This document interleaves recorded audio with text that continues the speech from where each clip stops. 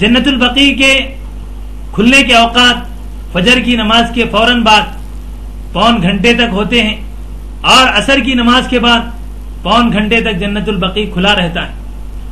خواتین کے لیے جنت البقیع میں داخلہ ممنوع ہے، البتہ خواتین دیگر مقامات سے جنت البقیع کا مشاہدہ کر سکتے ہیں اور وہاں سے عبرت لے سکتے ہیں کہ امت کے اتنے بڑے بڑے صحابہ اور امت کے محدثین، مفسرین، تابعین، صحابہ وہاں مدفون ہیں، لیکن ان کی کیفیت اور ان کی قبر کس انداز میں بنی ہوئی ہے۔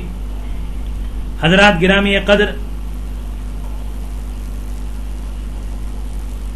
اللہ تبارک و تعالی نے رسول اکرم صلی اللہ علیہ وسلم کے ذریعے سے جس اسلام کو اور جس دین کو مکمل فرمایا ہے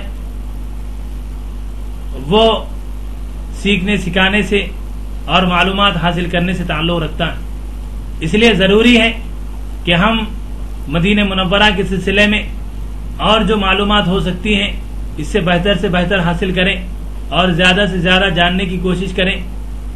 مدینہ منورہ میں انتظامی اعتبار سے اگر ہم مدینہ منورہ کی پیکنگ الگ سے کر لیں تو ہمارا وقت بچ سکتا ہے اور مدینہ منورہ کے اندر زیادہ سے زیادہ استفادہ کیا جا سکتا ہے، ورنہ ہمارا وقت پیکنگ میں اور سامان کو سجانے میں، پیک کرنے میں لگے گا۔ اس کے بجائے یہ وقت رسول اکرم صلی اللہ علیہ وسلم کے روضہ اطہر پر حاضری اور وہاں کے مقامات مقدسہ پر گھومنے اور وہاں کو دیکھنے کا موقع ہمیں حاصل ہوگا۔ حضرات، ان مقامات مقدسہ پر ایک بات جو ہمیشہ یاد رکھنے کی ہے وہ یہ کہ ہم جب ان مقامات مقدسہ پر پہنچ رہے ہیں تو اس بات کی کوشش کریں کہ ہم صحابہ کے خاندان کے کسی فرد سے ضرور ملاقات کریں۔ ہم معلومات حاصل کریں گے تو ممکن ہے کہ ہمیں کوئی صحابی کے نسل سے اور صحابی کے اعلی اولاد میں سے کوئی فرد مل جائے جس سے ہم دعاؤں کی درخواست کریں اور ہم ان سے گفتگو کریں اور ہمارے لیے، ہمارے مرحومین کے لیے دعا مغفرت کی التجا کریں۔ حضرات گرامی قدر، مدینہ منورہ کے بعد ہمارا حج کا جو اہم مقام ہے وہ مکۃ المکرمہ ہے۔ مکۃ المکرمہ کا شہر خود قابل تعظیم، قابل احترام اور ہمارے لیے ہر اعتبار سے مفید ہی مفید ہے۔ وہاں ہمارے لیے فائدے ہی فائدے ہیں۔ مکہ مکرمہ ہم جانتے ہیں کہ وہ شہر ہے جس کو اللہ تبارک و تعالی نے سب سے پہلے بسایا، اور وہ مقام ہے جہاں پر انبیاء کرام علیہم الصلاۃ والسلام کا سلسلہ شروع ہوا اور جہاں پر انبیاء کرام علیہم الصلاۃ والسلام کا سلسلہ ختم ہوا۔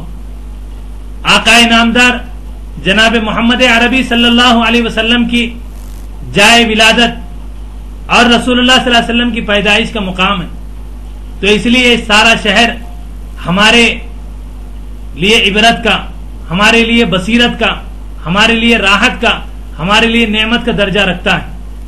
ہر اس ذرے سے، ہر اس لمحے سے ہم زیادہ سے زیادہ فائدہ اٹھائیں جتنا ہم اٹھا سکتے ہیں۔ مکہ مکرمہ میں کعبۃ اللہ کی وہ عمارت بھی ہے جس کا ہر حصہ ہماری دعاؤں کے قبولیت کا حصہ ہے۔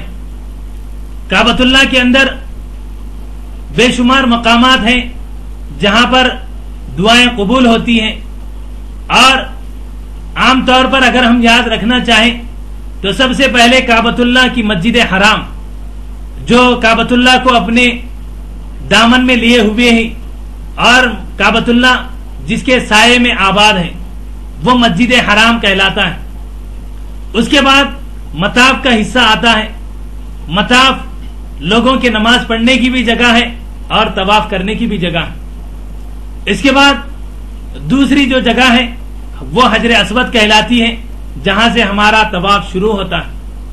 حجر اسود کے بعد تیسری چیز آتی ہے ملتزم، جہاں سے ہمیں چمٹ کر اور اپنے ہاتھوں کو اوپر اٹھا کر اپنے سینے کو کعبۃ اللہ سے لگا کر زار و قطار، گڑ گڑا کر، رو رو کر اللہ تبارک و تعالیٰ سے دعائیں کرنی۔ उससे मिलकर काबतुल्लाह का दरवाजा है। काबतुल्लाह के दरवाजे के पास भी दुआएं कबूल होती हैं और काबतुल्लाह से लगी हुई काबतुल्लाह की कुंजी भी है। उससे आगे जब हम बढ़ते हैं तो हमें जमजम का कुआं नजर आता है और उससे आगे हम बढ़ते हैं तो मुकाम इब्राहिम हमें मिलता है। मुकाम इब्राहिम के बारे में हम जानते हैं कि कुरान मजीद में कहा गया फी आयातुम बय्यिनातुम मकाम इब्राहिम, कि मुकाम इब्राहिम में अल्लाह तबारक व तआला ने अलामात, अल्लाह तबारक व तआला ने निशानियां रखी हैं। वो निशानियां क्या हैं? वो निशानियां ये हैं कि इतने हजारों साल गुजर जाने के बावजूद अल्लाह तबारक व तआला ने उस मुकाम इब्राहिम को महफूज रखा। और दूसरी निशानी ये है कि वो मुकाम इब्राहिम उस जमाने का लिफ्ट था। उस जमाने की नीचे से ऊपर पहुंचने के लिए, तामीरी कामों को मुकम्मल करने के लिए हजरत इब्राहिम अलैहिस्सलातु वस्सलाम उस पर खड़े हो जाते तो वो मुकाम इब्राहिम उसको लेकर ऊपर तक पहुंच जाता।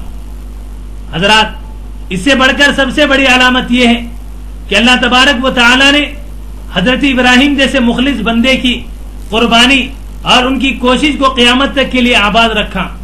वो इस तौर पर कि पत्थर जैसी सख्त चीज, पत्थर जैसी ऐसी चीज जिसके ऊपर निशान लगाना बड़ा मुश्किल काम होता है, और पांव जैसा नरम हिस्सा, हजरत इब्राहिम अलैहिस्सलातु वस्सलाम उस पांव पर खड़े हो गए तो उस पांव के निशान क़यामत तक के लिए हमेशा हमेशा के लिए कायम हो गए। तो अल्लाह तबारक व तआला ने इस पत्थर के जरिए यह बतलाया है कि आदमी जब इखलास के साथ अल्लाह तबारक व तआला को खुश करने के लिए सिर्फ आखिरत के लिए कोई काम करता है तो अल्लाह तबारक व तआला किसी तख्ती के बगैर, किसी साइन बोर्ड के बगैर, किसी पंफलेट के बगैर उसको क़यामत तक के लिए जिंदा रखते हैं। मुकाम इब्राहिम को चूमना, चाटना और वहां पर दूसरी हरकत करना कुरान मजीद और अहादीस नबवी से साबित नहीं है। वहां पर सिर्फ उसको देखना है, वहां पर इबरत लेनी है और मुकाम इब्राहिम से हटकर 2 रकात वाजिबुत तवाफ की नमाज पढ़ना है। हजरात, उससे आगे जब हम बढ़ते हैं तो हमें हतीम की दीवार नजर आती है। हतीम की दीवार के बारे में हम जानते हैं कि यह वो हिस्सा है कि जिसको जाहिली जमाने में तामीर करते हुए उन लोगों ने छोड़ दिया था। रसूल अकरम सल्लल्लाहु अलैहि वसल्लम ने इरादा फरमाया कि उसको काबतुल्लाह में शामिल फरमाएं, लेकिन हजरत आयशा से फरमाया कि मैं जब इसको शामिल करूंगा तो लोग एतराज करेंगे कि हमारे बाप दादाओं ने तो काबतुल्लाह ऐसे तामीर किया था, लेकिन रसूल अकरम सल्लल्लाहु अलैहि वसल्लम ने काबतुल्लाह की तामीर ऐसे कर दी। इसी वजह से अल्लाह के रसूल ने उस हिस्से को, जो काबतुल्लाह का हिस्सा है, जो काबतुल्लाह का अंदरूनी हिस्सा है, उसको बाहर कर दिया और उसको उसी तरह पर छोड़ दिया।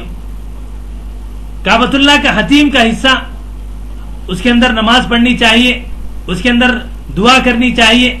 और हतीम के हिस्से में ऊपर एक जो परनाला हमें नजर आता है उसको मीज़ाब रहमत कहते हैं। उस मीज़ाब के रहमत के नीचे जो भी दुआएं की जाती हैं वो बारगाह खुदाबंदी में कबूल होती हैं। गिरामी कद्र,